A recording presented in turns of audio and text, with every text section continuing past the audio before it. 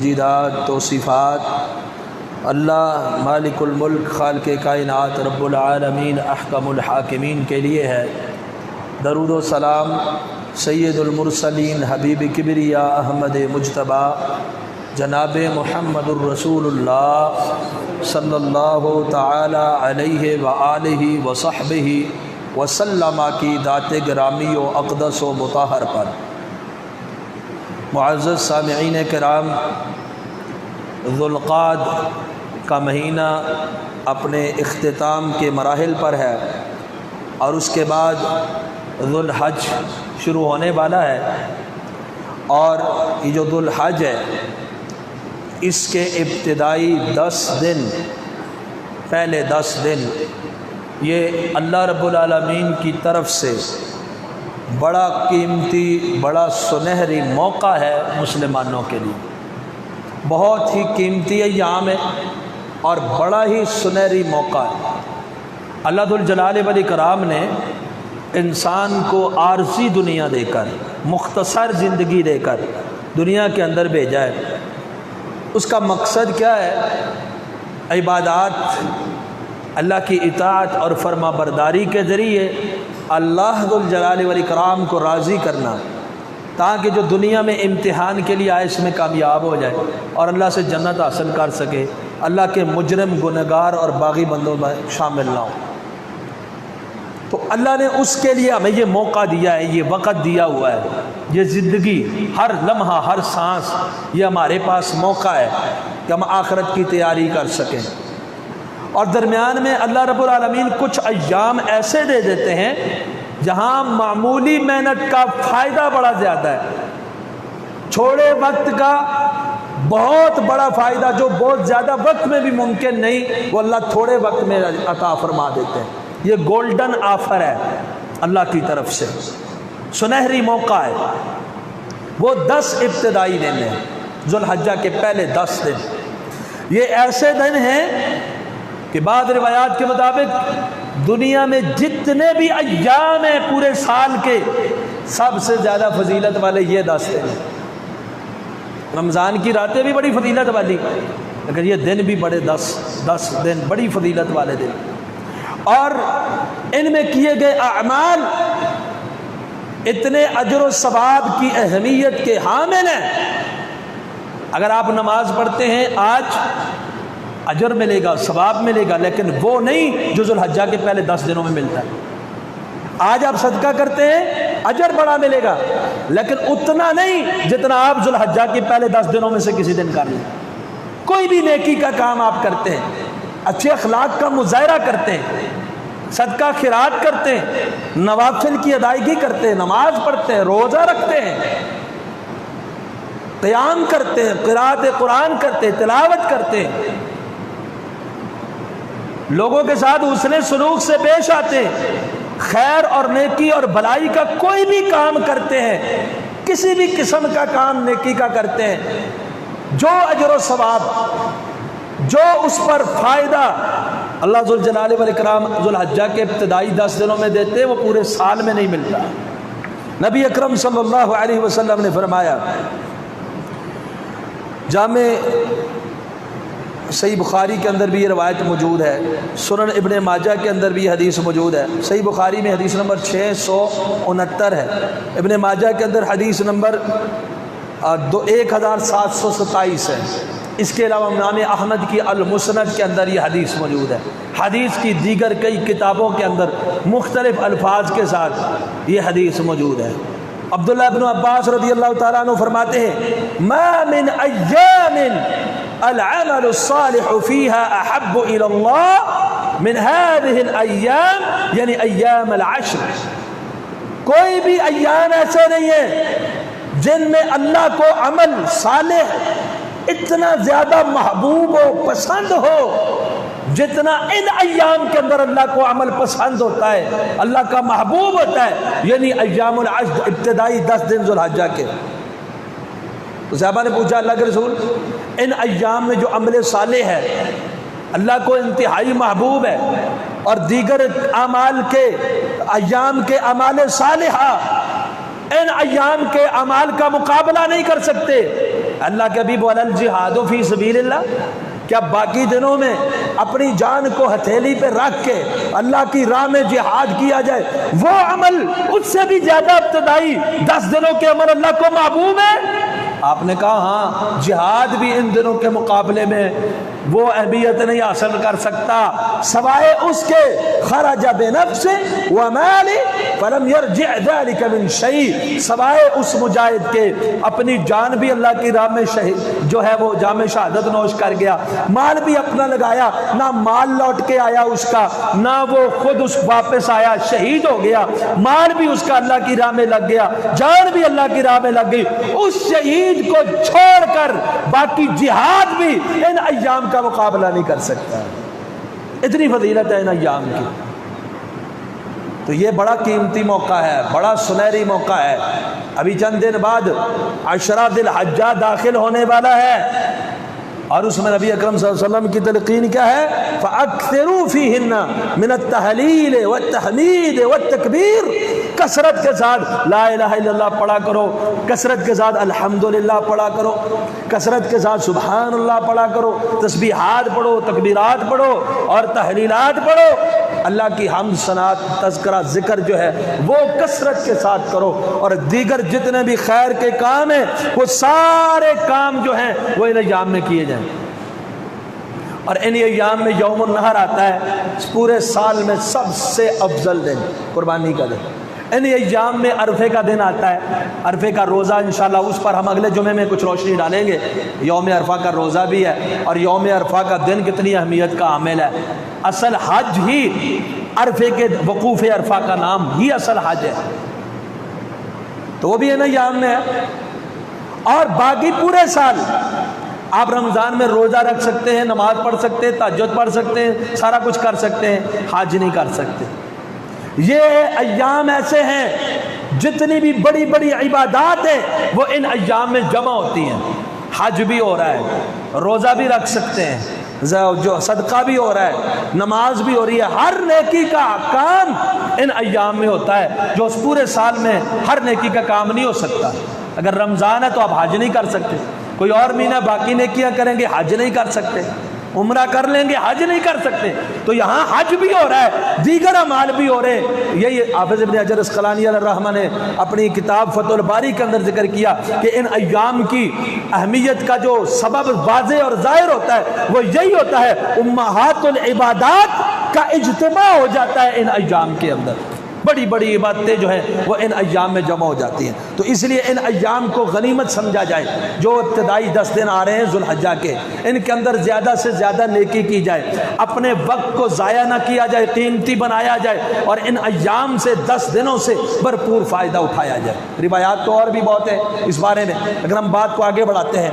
دوسرا کام آپ نے یہ کرنا ہے، جس آدمی کا ارادہ ہے کہ قربانی میں نے کرنی ہے، جسے اللہ نے توفیق عطا فرمائی ہے کہ میں نے ذو الحجہ کی 10 تاریخ کو قربانی کرنی ہے، اب اس آدمی کے لیے ان ایام کے داخلے کے بعد پابندی ہے۔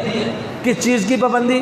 ذو الحجہ کا چاند نظر آ گیا، اب ناخن نہیں کاٹ سکتا، مونچھیں نہیں تراش سکتا، بال نہیں کاٹ سکتا، دیگر جو غیر ضروری بال ہیں یا جسم کا چمڑا ہے، کوئی بھی چیز ہے اسے کاٹنے سے وہ گریز کرے۔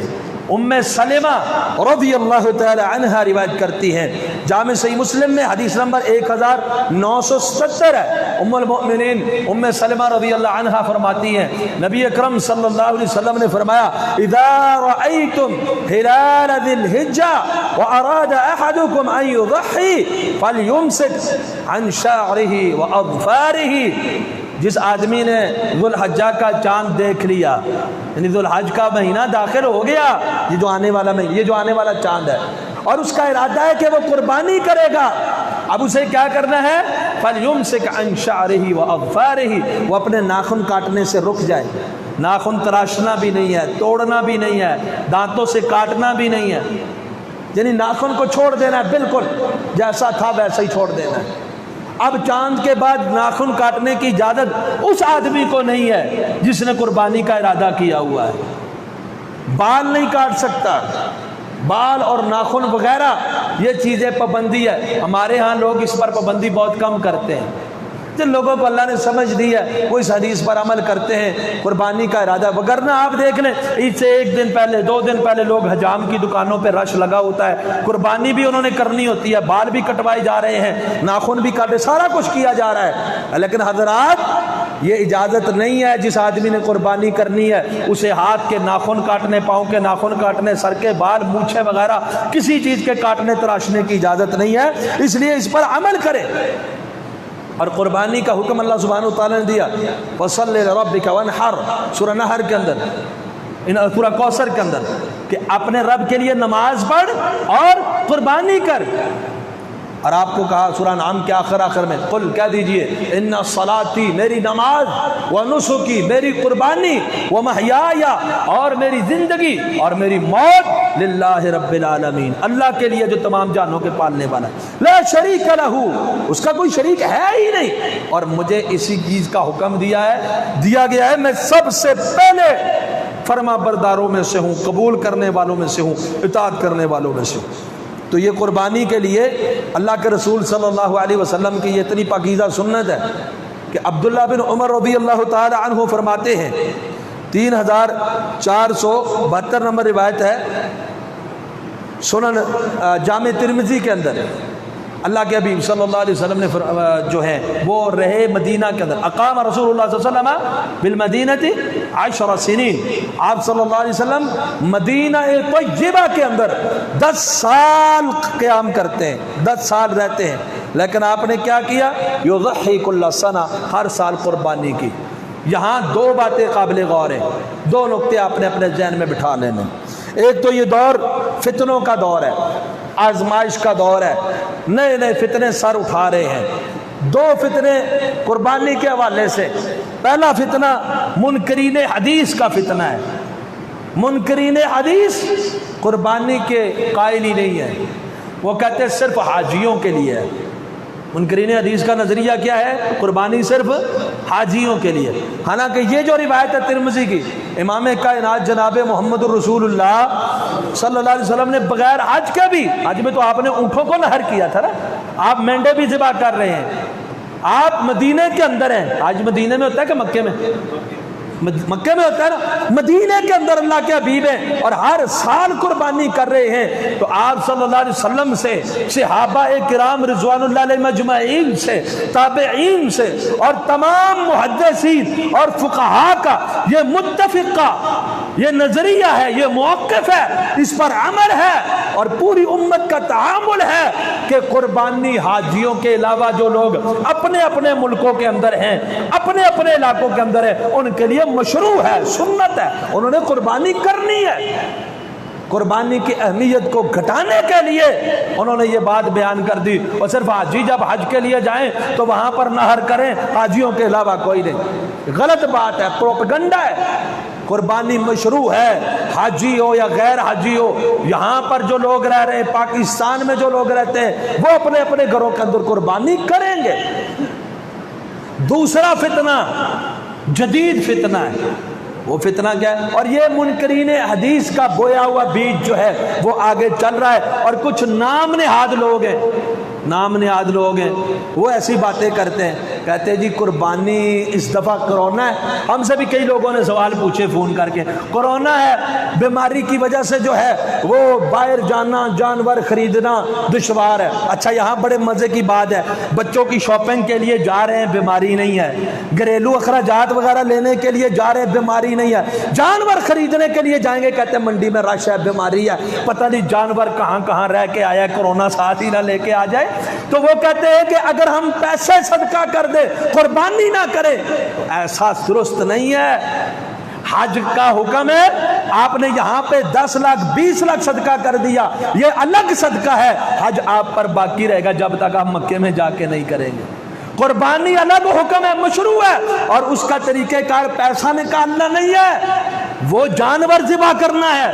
آپ علیہ الصلوۃ والسلام اپنے ہاتھوں سے اب جانور کو ذبح کیا کرتے تھے، خون بہانا ہے، جانور ذبح کرنا ہے، پیسہ دینا نہیں ہے۔ صرف کیا پیسہ دے دے بس قربانی نہ بھی کرو جی، کسی غریب کے گھر میں راشن ڈال دو، قربانی نہ کرو جی، مسجد کے اندر پیسے دے دو، قربانی نہ کرو جی، کنواں کھودو، یہ سارے پروپیگنڈے ہیں۔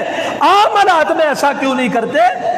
عام حالات میں غریبوں کے گھروں میں راشن ڈالو، بیماروں کی دوائی کا انتظام کرو، لوگوں کے رستوں اور کنووں کے لیے سب کچھ کرو، اجازت ہے۔ لیکن اگر یہ کہو کہ قربانی کا پیسہ جانوروں پہ ضائع ہو رہا ہے تو یہ اس کے پیچھے انکار حدیث کا فتنہ ہے، قربانی کی مشروعیت کا انکار ہے۔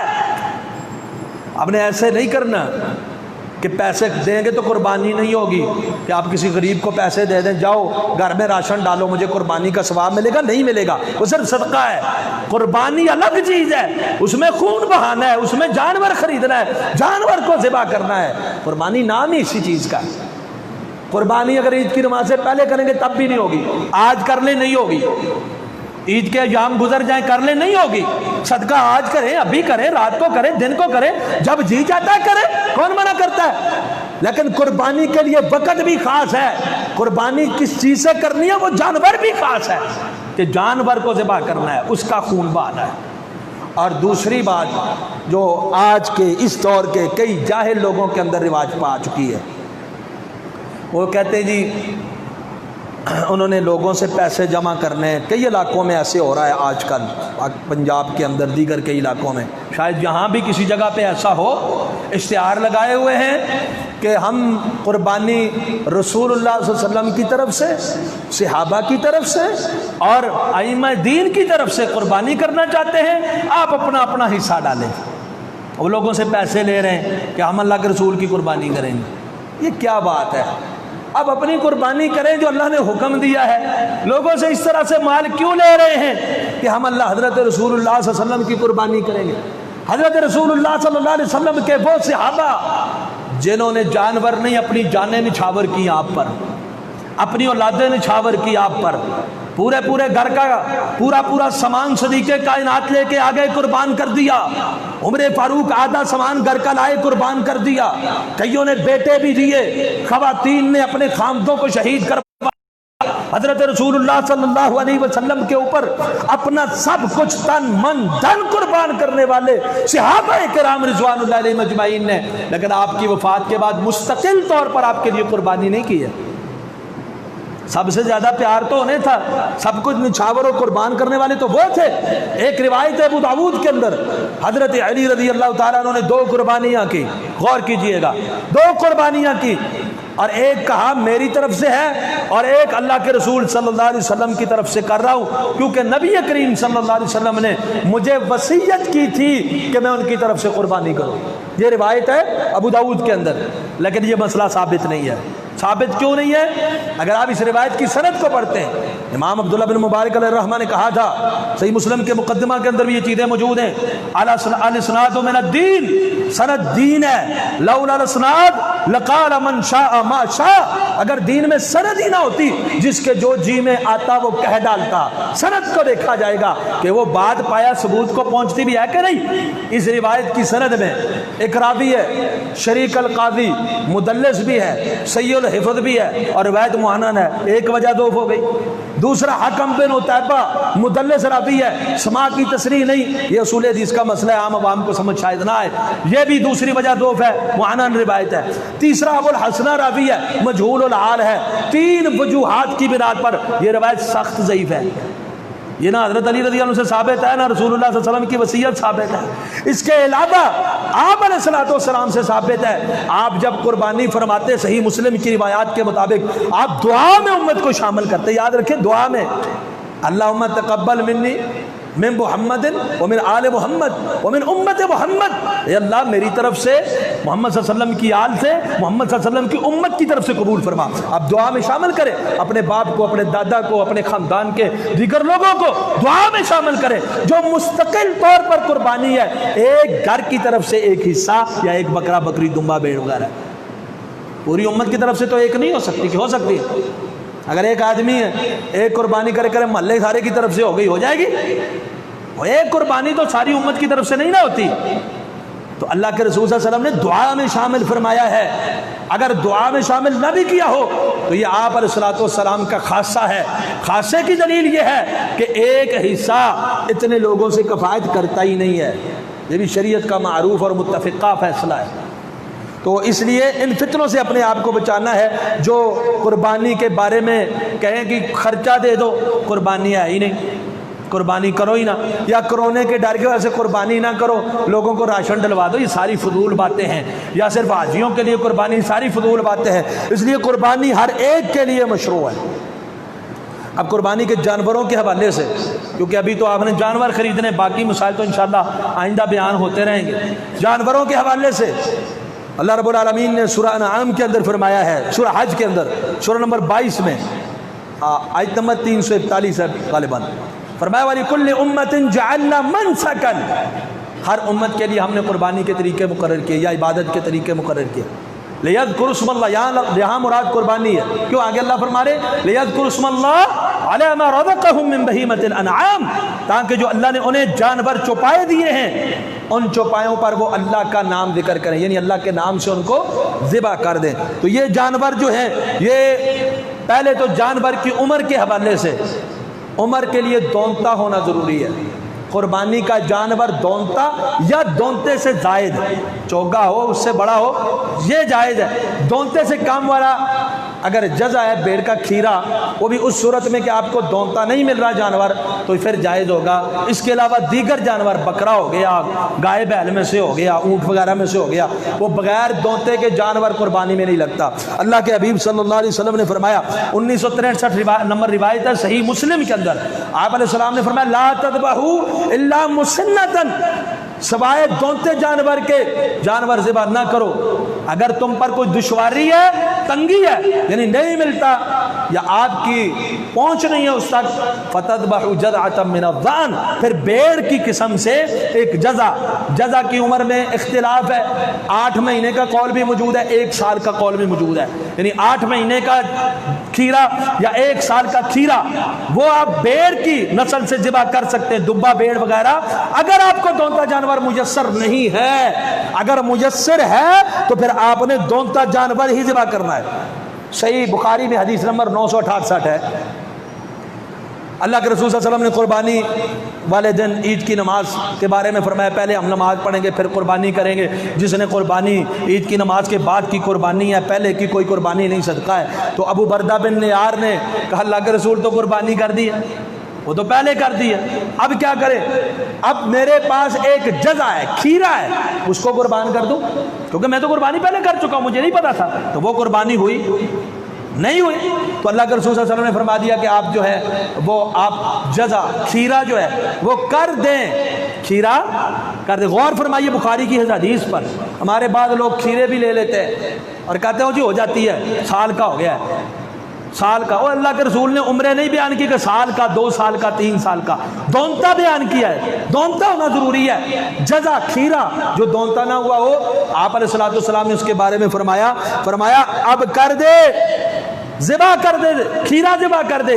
وَلَن تَجْزِئَ جَزْعَةٌ بَعْدَكَ عَنْ غَيْرِكَ، تیرے علاوہ تیرے بعد کسی اور کے لیے یہ جزا جائز کفایت۔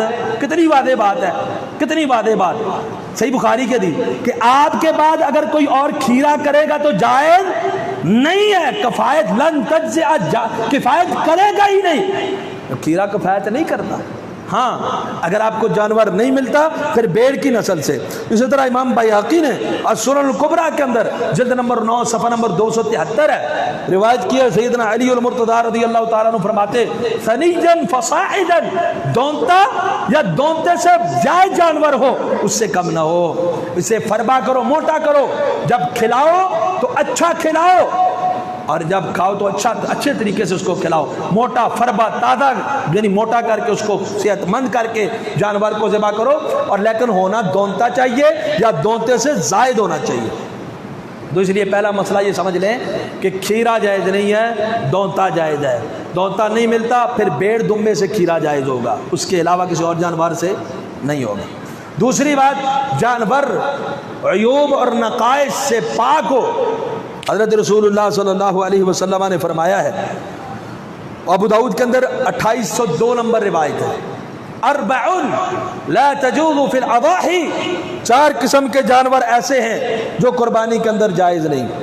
العوراء بین عورها، ایسا کانا بھینا، کانا آنکھ میں نقص ہو جس کا واضح ہو کانا پن، اندھا پن، دوسرا لنگڑا جس کا لنگڑا پن واضح ہو، تیسرا بیمار جس میں کوئی واضح طور پر بیماری ہو، اور دبلا پتلا کمزور لاغر جو ہڈیوں کا ڈھانچہ جس کی ہڈیوں میں گود ہی نہ ہو۔ تو ایسے 4 عیوب اللہ کے رسول صلی اللہ علیہ وسلم نے بیان فرمائے جو قربانی کے اندر جائز نہیں۔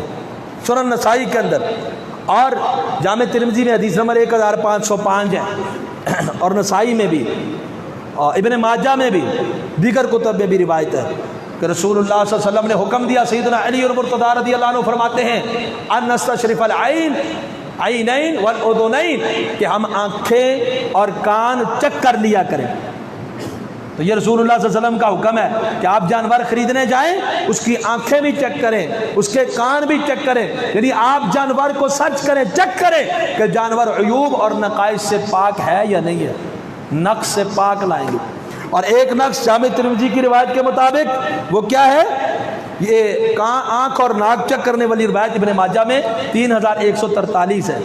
1505 ہماری روایت جامع ترمذی کی جو ہے اس میں رسول اللہ صلی اللہ علیہ وسلم نے کان کٹے ہوئے اور سینگ ٹوٹے ہوئے جانور کی قربانی سے بھی منع فرمایا۔ کان کٹا ہوا ہے، سینگ ٹوٹا ہوا ہے، اور یہ بھی یاد رہے معمولی نقص معاف ہے، آدھا یا آدھے سے زائد کان کٹا ہوا ہے، سینگ ٹوٹا ہوا ہے تو یہ نقص ہے، اس کی قربانی نہیں ہوگی۔ بعد دفعہ جانور کے سینگ کے اوپر ایک ٹوپی ہوتی ہے وہ اتر جاتی ہے، یہ معمولی نقص ہے، اس کی ممانعت کی کوئی دلیل نہیں ہے، یہ آپ قربانی کر سکتے ہیں۔ اس میں بیچارے وہ جو زمیندار ہیں ان کا بھی نقصان ہے، وہ تو اکثر جو جانور ہوتے ہیں سینگ اڑاتے اڑاتے جو اوپر سے ٹوپی ہوتی ہے وہ اتر جاتی ہے، ان کا نقصان ہوتا ہے، جانور بکتا نہیں، تو وہ نقص نہیں ہے، اس کی قربانی ہو جائے گی۔ ہاں اگر سینگ ٹوٹ گیا ہے، کان چر گیا ہے، کٹ گیا ہے، تو پھر اس جانور کی قربانی جو ہے وہ اللہ کے رسول صلی اللہ علیہ وسلم نے منع فرمایا۔ 2805 نمبر روایت جو ہے وہ ابو داؤد کے اندر موجود ہے، آپ صلی اللہ علیہ وسلم نے منع فرمایا اس جانور کی قربانی سے جس کا سینگ ٹوٹا ہوا ہو، جس کا کان کٹا ہوا ہو۔ اور اسی طرح ایک گھر کی طرف سے حضرت ابو ایوب انصاری رضی اللہ عنہ بیان کرتے ہیں، یہ ترمذی کے اندر حدیث ہے، فرماتے ہیں کہ یہ تو بعد میں آپ لوگ دیکھ رہے ہو لوگ ایک دوسرے سے سبقت لے جانے کے لیے، آگے بڑھنے کے لیے، فخر کے لیے جو ہے وہ زائد زائد قربانیاں کرتے ہیں۔ رسول اللہ صلی اللہ علیہ وسلم کے زمانے میں الشاۃ الواحدۃ تجزئ عن اہل بیت، ایک گھر والوں کی طرف سے ایک بکری کفایت کر جاتی ہے، ایک بکری یعنی ایک حصہ زائد کر سکتے ہیں، آپ کو اجازت ہے، گھر کے 10 بندے 10 کر لیں، 5 کر لیں، 3 کر لیں، لیکن گھر کا بڑا ایک جانور میں حصہ ڈال لے یا ایک بکری بکرا دمبا بھیڑ ذبح کر لے تو وہ پورے گھر کی طرف سے قربانی ہو جاتی ہے، بیوی بچوں کی طرف سے وہ قربانی ہو جاتی ہے، وہ سب کو کفایت کر جاتی ہے۔ تو ایوب کے حوالے سے ایک بات یہ بھی یاد رکھ لے، سنن کبریٰ البیہقی کے اندر عبداللہ بن زبیر رضی اللہ تعالیٰ عنہ کا فتویٰ موجود ہے کہ انہوں نے ایک کانی اونٹنی دیکھی تو انہوں نے فرمایا اگر یہ اونٹنی خریدار کے خریدنے سے پہلے کی کانی تھی، عیب دار تھی، تو اس کی قربانی جائز نہیں ہے۔ اگر آپ نے خرید لیا جانور، گھر میں لے آئے، کسی وجہ سے اس میں نقص پیدا ہو گیا، کوئی سینگ ٹوٹ گیا، کوئی کان کٹ گیا، کانا ہو گیا، پھر اس کی قربانی جائز ہے۔ خرید لیا، خریدنے کے بعد نقص پیدا ہوتا ہے تو جائز ہے، خریدا نہیں، پہلے کا نقص ہے، پھر قربانی کرنی اس کی جائز اور درست نہیں ہوگی۔ اور یہاں پر بعض لوگ اس میں صاحب نصاب کی شرط لگاتے ہیں، تو قربانی کے اگر آپ کے پاس جو ہے استطاعت ہے کہ آپ کے پاس اتنا پیسہ ہے کہ آپ قربانی کا جانور خرید سکتے ہیں یا حصہ ڈال سکتے ہیں تو آپ قربانی کریں، آپ کے لیے قربانی سنت ہے، آپ کے لیے قربانی مشروع ہے، اس کے لیے کوئی نصاب قربانی کے لیے الگ سے شریعت نے جو ہے وہ مقرر نہیں کیا ہے۔ اور گھر کا ایک سربراہ کرے سب کی طرف سے ہو گئی، الگ الگ اگر خاوند کرتا ہے بیوی کی طرف سے بھی کرتا ہے تو کوئی کبات نہیں ہے، زیادہ ثواب ہے۔ حضرت رسول اللہ صلی اللہ علیہ وسلم نے اپنی ازواج کی طرف سے ایک گائے ذبح کی۔ اور آخری بات جو آپ کے سامنے رکھتا ہوں کہ یہ جانور کون سے جانور، ایوب سے تو پاک ہونے چاہیے، لیکن یہ کون سے جانور ہیں جن کی قربانی جائز ہے؟ تو وہ بہیمۃ الانعام ہے، اونٹ اپنی جمی اقسام کے ساتھ، گائے بکر اپنی جمی اقسام کے ساتھ، کہ کوئی ایک قسم تو اللہ کے رسول نے بیان نہیں کی، اور بھیڑ بکری اپنی جمی اقسام کے ساتھ، ماز میں سے یا ضأن میں سے، یعنی بھیڑ دمبے وغیرہ میں سے یا بکری بکرے وغیرہ میں سے، ان جانوروں پر اجماع امام نبوی علیہ الرحمہ نے ذکر کیا کہ انہی کی قربانی کرنی ہے، ان کے علاوہ کسی جانور کی قربانی، اور بھی جانور حلال ہوں گے ان کی قربانی نہیں کرنی، ان چاروں میں سے کرنی ہے۔ اونٹ کریں، اب اونٹ کی کوئی بھی نسل ہے، اونٹ کی کوئی بھی قسم ہے، وہ آپ قربانی کر سکتے ہیں۔ بختی اونٹ ہے، کوئی اور اونٹ ہے، مختلف قسموں کے اونٹ ہیں نا، مختلف نسلوں کے۔ اسی طرح بکر دوسرے نمبر پر، بکر بولتے ہیں گائے کو، بیل گائے بکر بولا جاتا ہے اس کو، تو بکر اپنی تمام اقسام کے ساتھ جائز ہے۔ تو یہاں پر بعض جدید محققین، یہ جدید کا لفظ ذہن میں رکھیں، ان کے درمیان اختلاف ہے کہ بھینس کی قربانی ہوتی ہے یا نہیں ہوتی، یہ جدید محققین کے درمیان اختلاف ہے، موجودہ دور کے یا کچھ دور پہلے کے لوگوں کے درمیان اختلاف ہے۔ اس سے قبل یہ اختلاف ملتا بالکل نہیں ملتا۔ بکر کی قسم ہے بھینس، ایک نسل ہے، گائے کی کئی نسلیں ہیں، کئی قسمیں، ان میں سے ایک نسل کون سی ہے؟ بھینس۔ بھینس ہم کہتے ہیں، عربی اس کو کیا کہتے ہیں؟ جاموس۔ جاموس کا لفظ کہاں سے آیا؟ فارسیوں کے گاؤں میش سے۔ گاؤں میش گائے، گاؤں میش ان کی گائے تھی یہ، اور گاؤں میش سے عربیوں نے اس کو جاموس بنا لیا۔ اور امام احمد بن حنبل سے صحیح سند کے ساتھ ثابت ہے، امام احمد بن حنبل علیہ الرحمہ سے، ان سے ایک آدمی نے سوال پوچھا، سوال یہ پوچھا کہ بھینس کے اندر 7 حصے ہوں گے یا کم و بیش کتنے حصے؟ ویسے بھینس گائے بیل اس میں کتنے حصے ہیں؟ 7۔ اونٹ میں 10 بھی ہیں، 7 بھی ہیں۔ تو کہا بھینس میں 7 حصے ہوں گے؟ انہوں نے کہا لا اعرف خلاف ھذا، اس میں تو اختلاف مجھے معلوم ہی نہیں ہے۔ کیا کہا؟ اس میں مجھے اختلاف معلوم ہی نہیں۔ مطلب یہ میں نے آج تک کسی کو سنا دیکھا ہی نہیں جس نے اس بات پر بھی اختلاف کیا ہو کہ بھینس میں 7 حصے ہو سکتے ہیں۔ تو ائمہ محدثین کے دور میں بھینس کی قربانی اختلاف والا مسئلہ تھا ہی نہیں۔ امام احمد کیا فرماتے ہیں؟ اختلاف ہی نہیں ہے کہ بھینس میں 7 حصے ڈال سکتے ہیں۔ یہ اختلاف کب شروع ہوا؟ آج کے دور میں شروع ہوا، ماضی قریب میں شروع ہوا، جب کچھ لوگوں نے کہا کہ بھینس کی قربانی اس لیے نہیں ہوتی، رسول اللہ صلی اللہ علیہ وسلم نے نہیں کی۔ ہاں یہ بات تو درست ہے، رسول اللہ نے گائے کی قربانی کی، لیکن گائے شریعت نے مقرر کر دیا اپنی تمام نسلوں کے ساتھ۔ کیا رسول اللہ صلی اللہ علیہ وسلم نے جنگلی بکرے کی قربانی نہیں کی؟ آج کے دور میں ہوتی ہے کہ نہیں ہوتی؟ ہوتی ہے نا جنگلی۔ اور کچھ لوگ پھر ادھر ادھر کی دلیلیں دے کے کہتے ہیں دیکھو جی عادتوں میں بڑا فرق ہے۔ اچھا کیا فرق ہے؟ کہتے ہیں جی وہ دیکھو گائے ہے، یہ بھینس ہے، بڑا زمین اسمان کا فرق ہے، زمینداروں سے پوچھو۔ ہم نے کہا دیکھو ایک حبشی ہے، ایک افریقہ کے جنگل کا کالا ہے، اس میں اور آپ میں بھی بڑا فرق ہے، کیا وہ انسان نہیں؟ کہہ دو وہ انسان ہی نہیں، عادتوں میں تو اس کا بھی بڑا فرق ہے۔ ایک گورا ہے، ایک کالا ہے، دونوں مختلف ہیں۔ آپ کیا کہتے ہیں وہ کوئی اور نسل ہے، یہ کوئی اور نسل ہے؟ نہیں، دونوں انسان ہیں نا۔ انسان کے مختلف نوعیتیں ہیں، مختلف نسلیں ہیں، مختلف قبیلے ہیں۔ اس طرح گائے کی مختلف قبیلے ہیں، کچھ نسلیں ہیں مختلف، ان نسلوں میں ایک نسل بھینس بھی ہے۔ تو بھینس کی قربانی میں شک نہیں کرنا چاہیے، جس کا دل نہیں مانتا بے شک نہ کرے، لیکن ان جانوروں میں بہیمۃ الانعام میں بھینس شامل ہے۔ امام ابن منذر نے کتاب الاجماع کے اندر علماء محدثین کا اجماع نقل کیا ہے، کہا وَأَجْمَعُوا، اس بات پر اجماع ہے کہ بھینس کا وہی حکم ہے جو گائے کا حکم ہے۔ امام محمد بن سیرین تابعی علیہ الرحمہ، ان کی مصنف ابن ابی شیبہ کے اندر روایت موجود ہے، انہوں نے کہا نوع من البقر، یہ گائے کی قسم ہے۔ اور بعض لوگوں کو غلطی لگی جو کہتے ہیں کہ زکوٰۃ کے معاملے میں بھینس کو گائے کے اوپر قیاس کیا جائے، نہیں، قیاس نہیں کیا گیا، یہ کہا گیا نوع من البقر، گائے کی قسم ہے، گائے کی نسل ہے ایک، بھینس ایک الگ نسل ہے، گائے ہی کے نسلوں میں سے ہے۔ جس طرح بکری کی کئی نسلیں ہوتی ہیں، آپ جانتے ہیں، بکرے کی کئی نسلیں ہوتی ہیں، بھیڑ دموں کی کئی نسلیں ہوتی ہیں، اونٹ کی کئی نسلیں ہوتی ہیں، ایسے گائے کی کئی نسلیں ہیں۔ ان نسلوں، ساری نسلوں کی قربانی جائز ہے، اور ان نسلوں میں سے ایک نسل کون سی ہے؟ بھینس کی ہے، کٹا بھینس۔ تو اس کی قربانی کے اندر جیسا کہ رسول اللہ صلی اللہ علیہ وسلم نے حدیث بیان کی، صحابی نے بیان کر دی 4 قسم کے عیب قربانی میں جائز نہیں، جو حدیث میں نے ابو داؤد کے حوالے سے آپ کے سامنے رکھی۔ تو راوی یہ حدیث بیان کرتے ہیں، میں نے کہا کہ جس کا دانت میں نقص ہو نا وہ بھی نہیں کرنی چاہیے۔ تو انہوں نے کہا نہیں، اگر تمہارا دل نہیں مانتا تو نہ کرو، دانت کے نقص والا بھی نہ کرو، لیکن لوگوں پر اس کو حرام نہ کرو۔ اس لیے بغیر دلیل کے حرام کے فتوے نہیں لگانے چاہیے۔ تو یہ قربانی کے مختصر مسائل آپ کے سامنے رکھے ہیں جن کا تعلق جانوروں کے حوالے سے ہے۔ باقی مسائل انشاءاللہ آئندہ عید سے پہلے والے خطبے میں یا عید کے خطبے میں بیان کیے جائیں گے۔ اللہ سے دعا ہے اللہ ہمیں کتاب و سنت پر عمل پیرا ہونے کی توفیق عطا فرمائے۔ قل قولی ھذا استغفر اللہ لی ولکم ولسائر